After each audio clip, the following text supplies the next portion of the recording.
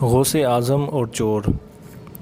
ولیوں کے سلطان حضرت سیدنا غوث اعظم شیخ عبد القادر جیلانی قدس سرہ الربانی اپنے بچپن کا ایک واقعہ بیان کرتے ہوئے فرماتے ہیں، ایک مرتبہ میں عرفہ یعنی 9 ذوالحجۃ الحرام کے دن گاؤں گیا اور ایک بیل کے پیچھے پیچھے چلنے لگا۔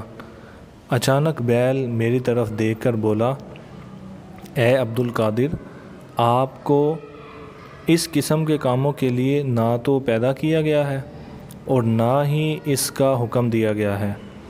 بیل کو بولتا دیکھ کر میں گھبرا گیا، لوٹ کر گھر آ گیا۔ گھر کی چھت پر چڑھا تو مجھے میدان عرفات نظر آنے لگا، حالانکہ جیلان سے میدان عرفات بہت دور ہے۔ امی حضور سے اجازت مانگی، میں اپنی امی جان کی خدمت میں حاضر ہوا اور عرض کیا کہ آپ مجھے راہ خدا میں وقف کر دیجئے اور علم دین حاصل کرنے کے لیے بغداد جانے کی اجازت بھی عطا فرما دیجئے۔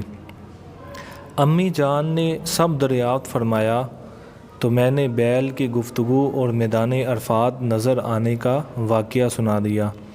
میری بات سن کر امی جان نے سونے کے 40 سکے میری قمیض میں سی دیے اور بغداد جانے کی اجازت عطا فرماتے ہوئے ہر حال میں سچ بولنے کا وعدہ لے کر مجھے الوداع کہا۔ ڈاکوؤں نے حملہ کر دیا۔ میں بغداد جانے والے ایک چھوٹے سے قافلے کے ساتھ روانہ ہو گیا۔ راستے میں 60 ڈاکو ہمارے قافلے پر ٹوٹ پڑے اور سارا قافلہ لوٹ لیا، لیکن کسی نے بھی کچھ نہ کہا۔ ایک ڈاکو میرے پاس آ کر پوچھنے لگا، تمہارے پاس کیا ہے؟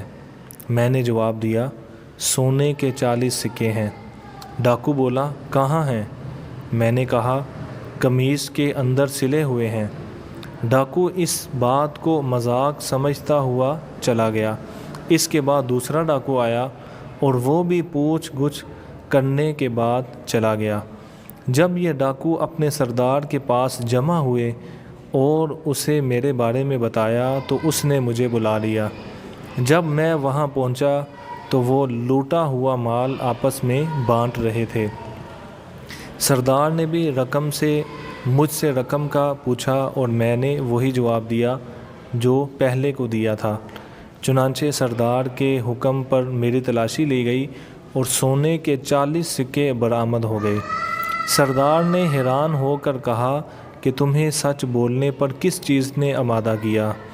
میں نے کہا، امی جان نے مجھ سے ہر حال میں سچ بولنے کا وعدہ لیا تھا اور میں وعدہ خلافی نہیں کر سکتا۔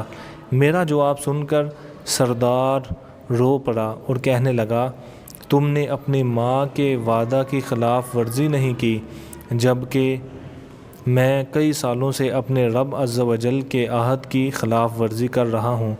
اس کے بعد سردار نے میرے ہاتھ پر توبہ کی۔ جب بقیہ ڈاکوؤں نے یہ منظر دیکھا تو بولے، آپ ڈکیتی میں ہمارے سردار تھے، اب توبہ کرنے میں بھی ہمارے سردار ہیں۔